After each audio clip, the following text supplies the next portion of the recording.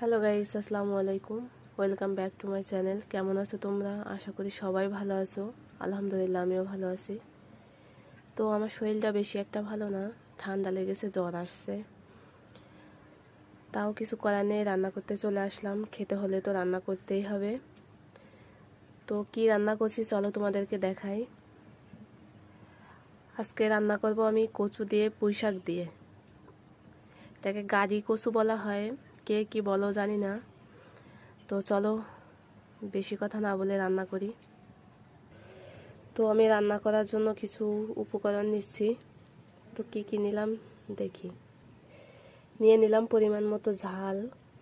যে যেরকম ঝাল খাও সে সেরকম নিতে পারো, কোনো ব্যাপার না। অনেকে বেশি খায়, অনেকে কম খায়। যে যেভাবে খাবার সে সেভাবে নিতে পারো। তারপরে নিয়ে নিলাম পরিমাণ মতো সরিষা। এরপরে নিয়ে নিচ্ছি কিছুটা জিরে।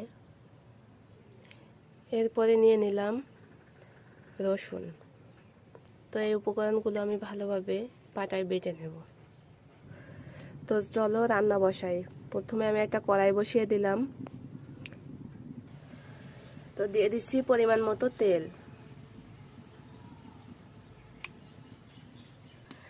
তো তেলটা আমার গরম হয়ে গিয়েছে, এবার আমি দিয়ে দিলাম পেঁয়াজ কুচি।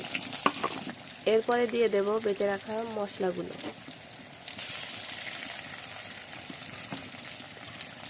এবার এটাকে ভালোভাবে নেড়ে চেড়ে দিতে হবে। তবে বেশি ভাজা যাবে না, হালকা করে ভেজে নিতে হবে, হালকা লাল হবে একটু। তো মশলাগুলো লাল লাল করে ভাজা হয়ে গিয়েছে, এবার আমি দিয়ে দেব কচু আর পুঁই শাকের ডাঁটা। এবার দিয়ে দিলাম পরিমাণ মতো লবণ। পুঁই শাকের পাতাগুলো এখন দেয়া যাবে না, কারণ এখন দিলে বেশি নরম হয়ে যাবে। ডাঁটাগুলো একটু সিদ্ধ দিতে হবে ভালো করে।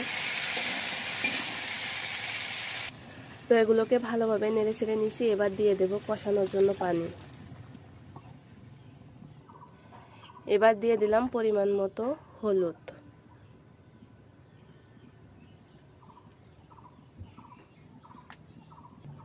এটাকে নেড়ে ছেড়ে দিলাম।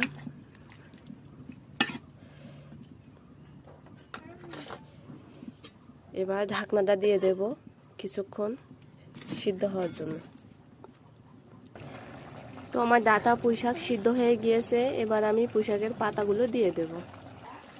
তো